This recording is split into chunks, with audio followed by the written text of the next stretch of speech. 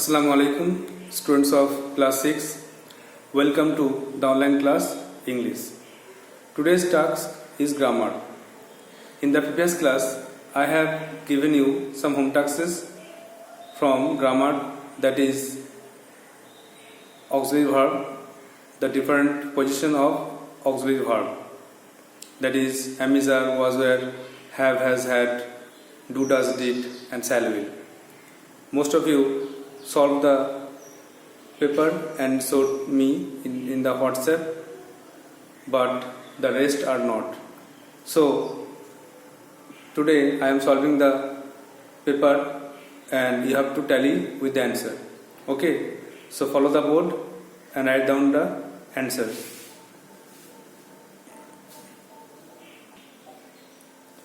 At first, chart 1, that is am, is, are. I, we, he was she, they, you, it, these, Salma, Rina, and Salma.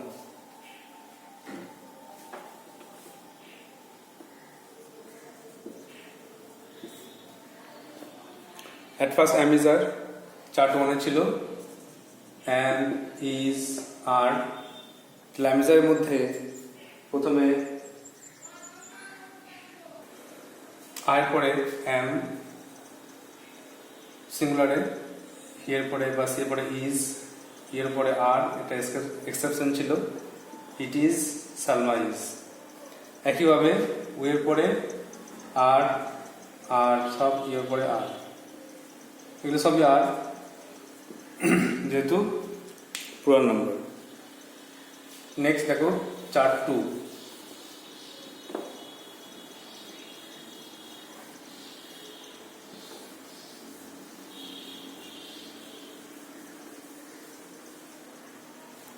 চারটি ছিল ওয়াজ, wire. সিঙ্গুলারে ওয়াজ, আর পরে ওয়াজ আমি ছিলাম, সে ছিল, আর তুমি ছিলে, এটা এক্সেপশন ছিল, আর এটা ছিল, আর সালমা ছিল, আর এটা সব ওয়্যার। আমরা ছিলাম, তারা ছিল, তোমরা ছিলে, তুমি ছিলে, তোমরা ছিলে, এইগুলি ছিল, আর রিনা, সালমা ছিল। এটা হয়ে গেল নাম্বার 2।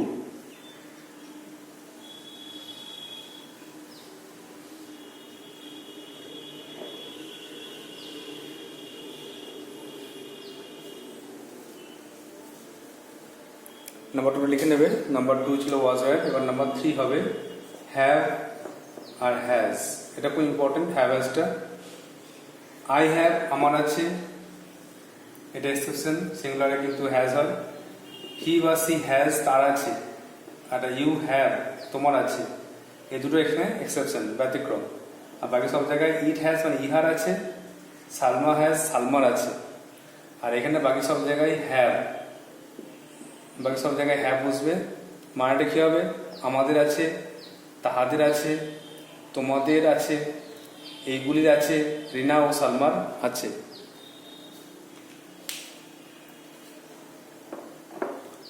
নেক্সট নাম্বার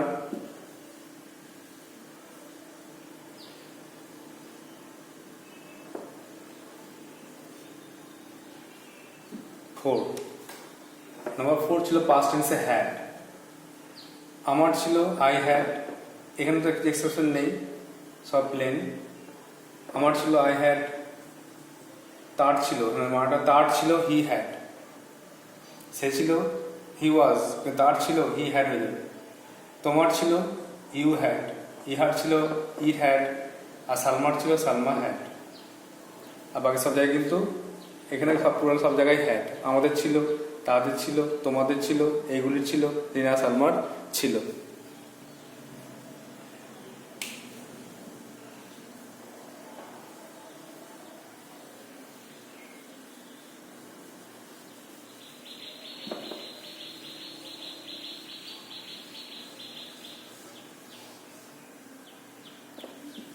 বেশিরভাগ স্টুডেন্ট ঠিক করেছো, শুধু এক জায়গায় একটু ভুল হয়েছে, ওটা ভালো করে কারেকশন করে নেবে। লেসন তারপরে চার্ট 5 দেখো, যেটা বেশি ইম্পর্টেন্ট, ডু আর ডাজ। এটা অনেকের ভুল হয়, ভালো কেয়ারফুলি শিখতে হবে। যেটা নিয়মটা বলেছিলাম, থার্ড পার্সন সিঙ্গুলার নাম্বার হলে, মানে সাবজেক্টটি থার্ড পার্সন সিঙ্গুলার নাম্বার হলে ভার্বের সঙ্গে এস বা এস যোগ হয়। তাহলে থার্ড পার্সন কোনগুলো? এইটা, হি বা she third person singular number, it third person singular number, Salma third person singular number. আর বাকি subject third person plural number এটা। আর থার্ড পার্সন এটা রিনা সালমা দুজন প্লুরাল নাম্বার, এটাও প্লুরাল নাম্বার আছে। তো যাই হোক, ডু কোথায় বসবে না, থার্ড পার্সন সিঙ্গুলার নাম্বার শুধু ডাজ বসবে, আর বাকি সব জায়গায় ডু বসবে। তাহলে ফার্স্ট পার্সন সিঙ্গুলার নাম্বার, এখানে ডু বসবে। আমি করি আই ডু, আমরা করি উই ডু, সে করে হি বা সি ডাজ, সে করে, যেহেতু থার্ড পার্সন সিঙ্গুলার নাম্বার। আর এখানে do, you do, it does, কেন? থার্ড পার্সন সিঙ্গুলার নাম্বার, এটাও সিঙ্গুলার নাম্বার। আর এগুলো কিন্তু প্লুরাল নাম্বার বলে ডু হবে। এটা খুব ইম্পর্টেন্ট, মাথায় রাখতে হবে। থার্ড পার্সন সিঙ্গুলার হলে এস বাই এস যোগ হবে, আর প্লুরাল নম্বরে কখনোই এস বাই এস যোগ হবে না।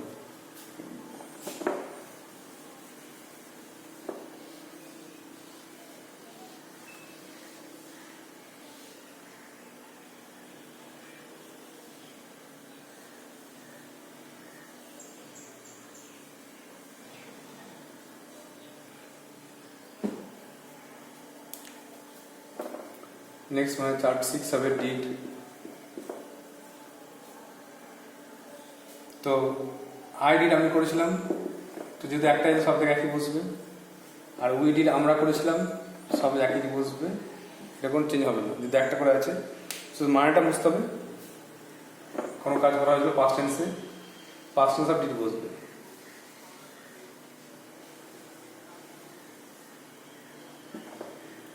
এবার দেখো স্যাল উইলের যে লাস্ট চার্ট ছিল, চার্ট 7, সেটা স্যাল আর উইলের।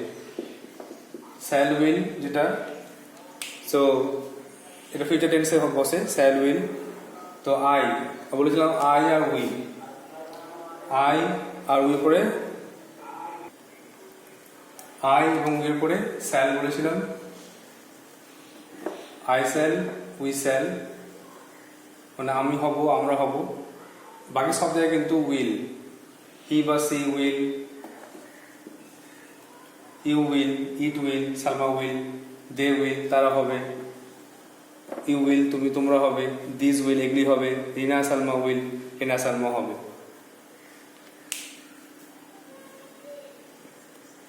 এবারে যেটা বলেছিল এক্সেপশন নিয়ম হচ্ছে, দৃঢ় প্রত্যয় বোঝালে কিন্তু এর অপোজিটটাও হয়। আমি এই কাজটা করবই, তখন আই মাস্ট বা I will do the job. আমরা এই কাজটা করবই, we will do the job. সে এই কাজটা করবেই, তখন হি বা she shall do the job. তখন এটা চেঞ্জ হবে যখন দৃঢ় প্রত্যয় বোঝাবে। তাহলে এটা ছিল আমাদের হোম টাস্ক। লাস্ট ক্লাসে আমরা এটা আলোচনা করেছি যে সাবজেক্ট ভার্ব এগ্রিমেন্ট শেখার আগে আমাদের কোথায় কোথায় সিঙ্গুলার ভার্ব আর প্লুরাল ভার্ব কোথায় কোথায় বসে এটা আমাদের আগে জানতে হবে। তারপরে আমরা কিন্তু ওই সাবজেক্ট ভার্ব এগ্রিমেন্ট আমরা শিখতে পারবো। তাহলে নেক্সট যে টাস্কটা হচ্ছে সেটা আমাদের সাবজেক্ট ভার্ব এগ্রিমেন্ট। সেখানে যে রুলস আছে সে রুলগুলো ফলো করতে হবে, আর কোথায় কি ভার্ব বসবে, সিঙ্গুলার না প্লুরাল ভার্ব বসবে সেটা লিখতে হবে। তাহলে টাস্কটা হচ্ছে subject verb agreement, subject verb agreement, মানে সাবজেক্ট অনুযায়ী ভার্ব বসবে, কোথায় কোথায় সে বসবে সেটা আমাদের আলোচ্য বিষয়। প্রথমে রুল 1,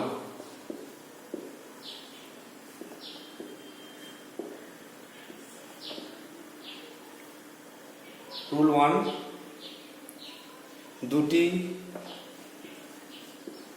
যদি দুটি সিঙ্গুলার সাবজেক্ট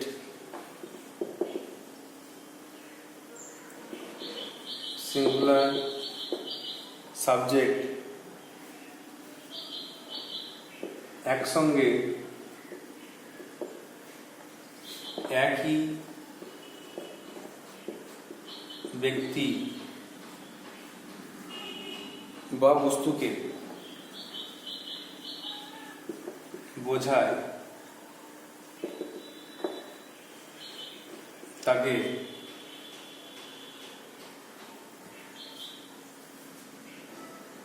আচ্ছা তখন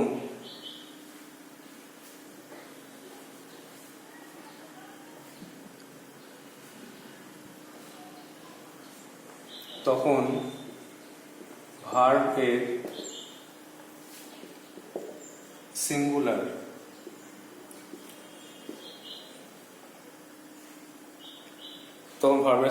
ফর্ম বসে।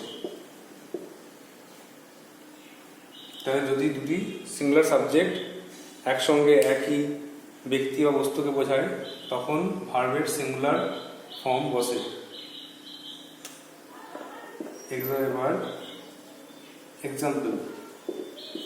এক্সাম্পল দিয়ে বুঝতে হবে যে কখন কোন ভাবটা বসছে। যেমন যদি বলা যায় যে রাইস অ্যান্ড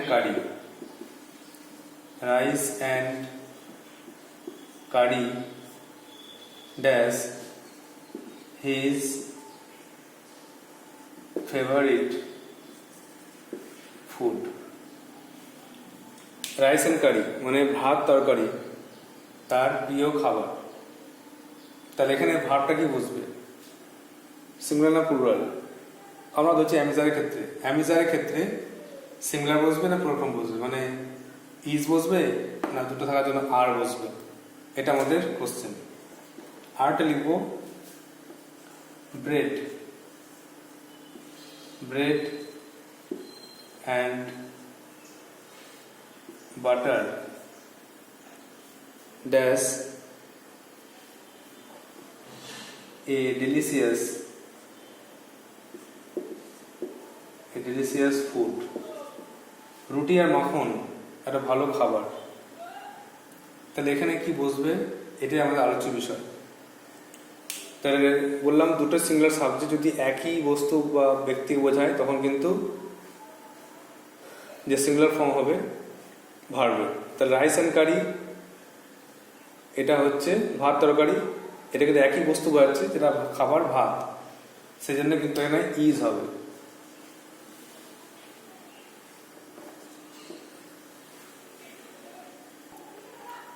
আরটা যেটা ব্যক্তি বোঝাচ্ছে স্লো বাট স্টেডি, ধীর কিন্তু স্থির, dash the race, say race যেতে। এখানে লিখে দিই বিভার, এখানে বিভার মধ্যে বসবে। এখানে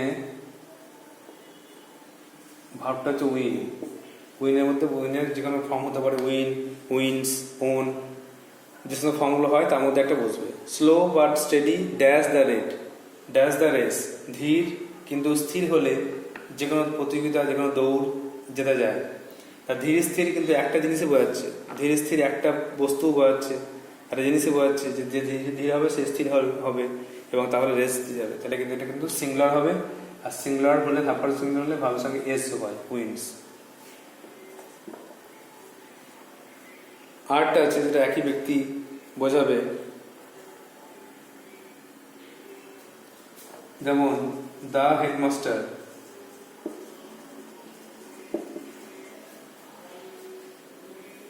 and president, the headmaster and president dash coming। তাহলে এখানে the headmaster and president dash coming, এখানে কিন্তু বিভাব দিতে হবে, বিভাব দিয়ে করতে হবে, মানে অ্যামিজার এর মধ্যে প্রেজেন্ট টেন্সে ধরো।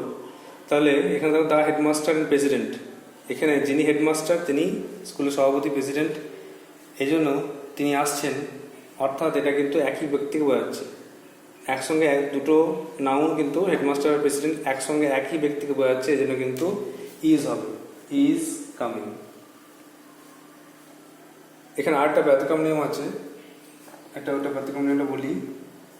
যদি বলা হয় the headmaster and the president,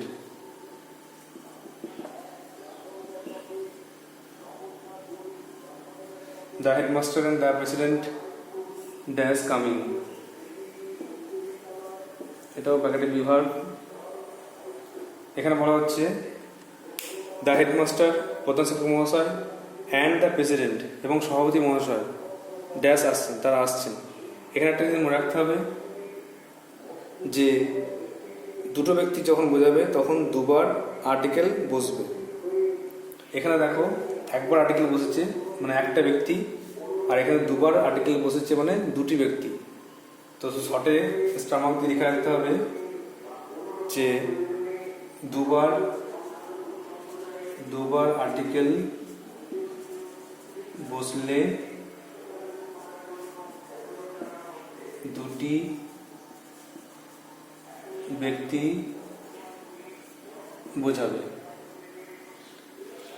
সেক্ষেত্রে এই রুলটা আর ফলো করবে না, এটা খুব ইম্পর্টেন্ট ব্যাপার। একইভাবে যে কোনো জিনিস দেখা যায় দ্য মেম্বার, একইভাবে যে কোনো একটা এক্সাম্পল দেওয়া যেতে পারে।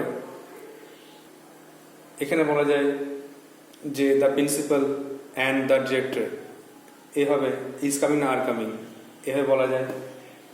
অথবা the principal and director dash coming, এভাবে কিন্তু কোশ্চেন অ্যান্সার করতে হবে, বুঝতে হবে যে আর্টিকেল কভার মানে ইউজ হয়েছে আর দুটো ব্যক্তি না একটা ব্যক্তি। তো এটা রুল 1 হলো, একটা রুলে 5টা নিয়ম করে দেখানো হলো। এবার রুল 2 হবে।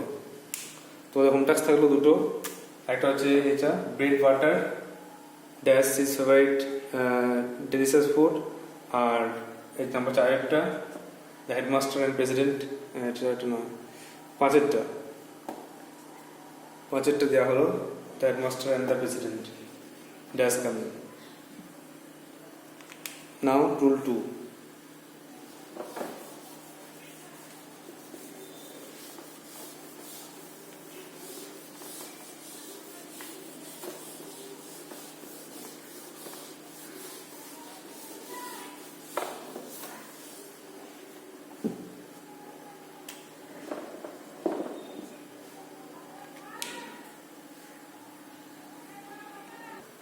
রুল 2 হলো যদি বাক্যে with, together with, as well as, along with,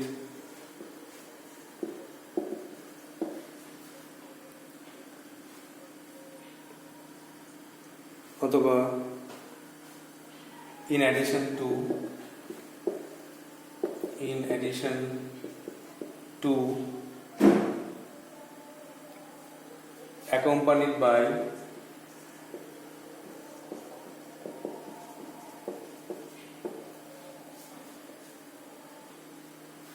থাকে, by থাকে,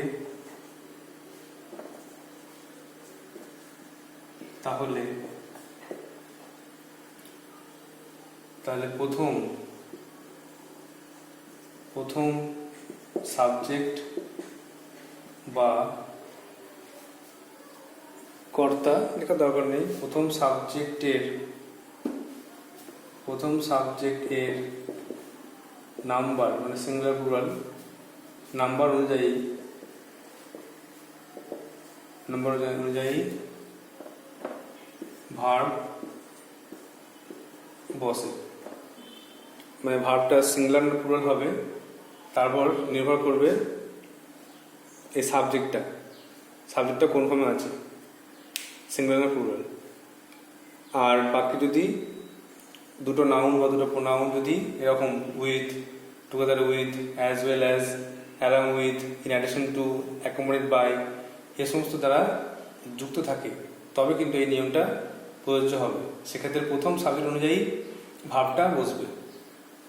প্রথম সাবজেক্টে একজন থাকলে ইজ বা ওয়াজ এবং অনেকজন থাকলে আর বা ওয়্যার বসবে। Example 1 number,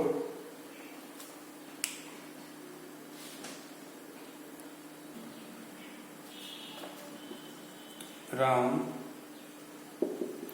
with his friends. Ram with his friends dash punished. এটা বিভাগ পাস্ট টেন্সে ওয়াজ বা ওয়্যার দিয়ে করতে হবে। রাম তার সঙ্গে সঙ্গে তার বন্ধুরাও কিন্তু শাস্তি পেয়েছে। নাম্বার 2,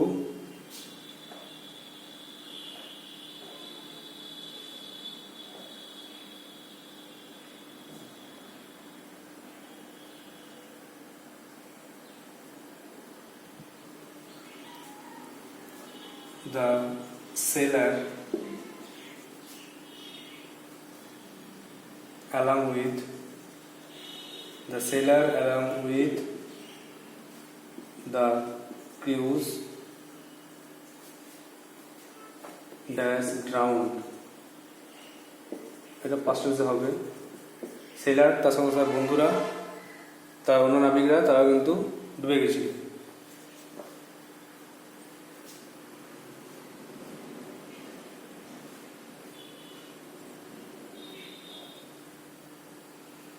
তো মিস্টার রয় accompanied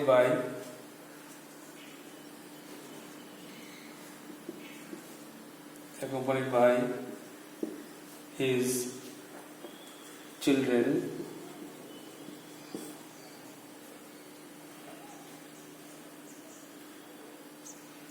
dash arriving tonight. এটা বিভাগ দিয়ে করতে হবে। প্রেজেন্ট টেন্স হতে পারো, প্রেজেন্ট টেন্স করতে পারো। মিস্টার রয় তার সমস্ত বাচ্চারা আজকে আসছে।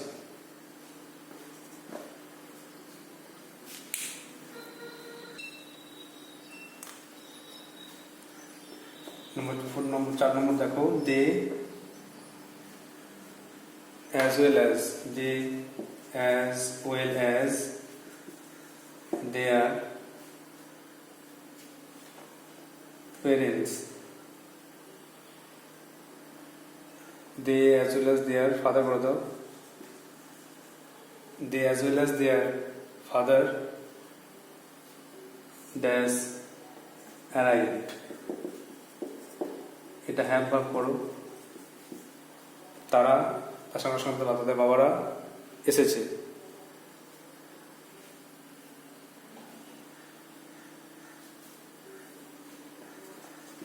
আর last one,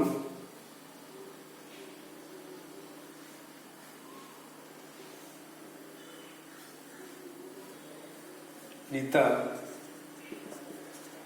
as well as her friends dash praise ব্যাখ্যা ডিজার্ভ মানে যোগ্য,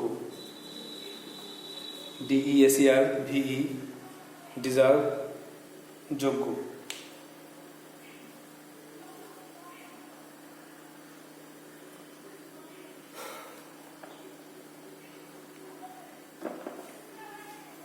তাহলে এখানে দেখো যে রুলটা লিখলাম সেটা হচ্ছে যে যদি বাক্যে with, together with, as well as, along with, in addition to, accompanied by ইত্যাদি থাকে, আর দুটো সাবজেক্ট যদি যুক্ত হয় এগুলো দ্বারা, তখন প্রথম সাবজেক্ট অনুযায়ী কিন্তু ভার্বটা বসবে। সাবজেক্টের নাম্বার অনুযায়ী ভার্বটা বসবে। ভার্বটা সিঙ্গুলার হবে না প্লুরাল হবে সে ঠিক হবে সেই প্রথম সাবজেক্ট থেকে। যেমন এখানে Ram with his friends dash punished, Ram তার সঙ্গে সঙ্গে তার বন্ধুরা তার শাস্তি পেয়েছিল। এখানে দেখো লেখা আছে রাম আর তার বন্ধুরা, রাম কিন্তু প্রথম সাবজেক্ট আর ফ্রেন্ডস দ্বিতীয় সাবজেক্ট আর উইথ জয়েন আছে। এই জন্য যে ভার্বটা বসবে সেটা কিন্তু সিঙ্গুলার হবে। তাহলে সিঙ্গুলারে পাস্ট টেন্সে ওয়াজ হয়ে যাবে। Ram with his friends was punished. Ram আর তার বন্ধুরা মিলে পানি ছুঁয়েছিল বলে কিন্তু প্লুরাল ফর্মে ওয়্যার হবে না, এটাই মাথায় রাখতে হবে। আর এখানে একটা প্লুরাল ফর্ম আছে, প্লুরাল ফর্ম আছে they as well as their father dash arrive, তারা সঙ্গে সঙ্গে তাদের বাবারা তারাও কিন্তু হাজির হয়েছে। তাহলে হ্যাভ হবে কিন্তু দে আছে বলে, দের পরে হ্যাভ বসে, এটা কিন্তু হ্যাভই হবে। ফাদার আছে বলে সিঙ্গুলারে হ্যাজ হবে তা নয়, প্রথমে দে আছে বলে ভাবটা কিন্তু হ্যাভই বসবে, যেহেতু অ্যাজ ওয়েল অ্যাজ আছে এবং প্রথমে প্লুরাল ফর্মে সাবজেক্টটা আছে, এই জন্য প্লুরাল ফর্মের ভাবটাই বসবে হ্যাভ, আর সিঙ্গুলারে তো হ্যাভ হয় জানো। আর তোমাদের হোম টাস্ক থাকবে বাকিটা, মানে 2-এরটা, 3-এরটা আর 5-এরটা। তাহলে এখানে 3টে আর ওখানে মানে 2টো, এই মোট 5টা হোম টাস্ক দেওয়া হলো। তোমরা এই রুলগুলো খাতায় ভালো করে লিখবে, লেখার পরে আস্তে আস্তে এটা মুখস্থ করবে, প্র্যাকটিস করবে। পরের দিন আরও কিছু রুল দেওয়া হবে আর এক্সাম্পল দিয়ে আলোচনা করা হবে। আজকে বেশি করা হচ্ছে না, যেহেতু এটা একটা টাফ জিনিস, এটা একটা এক্সেপশন রুল, ব্যতিক্রম নিয়ম, এটা মুখস্থ করতে হবে। তোমরা আগের কাজটা ভালো করবে, যাদের আগের কাজটা হয়নি ভালো করে আগের কাজটাই করবে। যে ফার্স্ট ক্লাসটা দিয়েছিলাম, যে সাবজেক্ট এগ্রিমেন্টের ফার্স্ট পার্টটা, যে কোথায় এম ইজ আর, কোথায় ওয়াজ আর, কোথায় হ্যাভ হ্যাজ, কোথায় হ্যাড সব বসে, ওইগুলো করার পরে তোমরা এক্সেপশন রুল নিয়ে আলোচনা করবে আর এগুলো লিখে প্র্যাকটিস করবে। So that's out for today, thank you.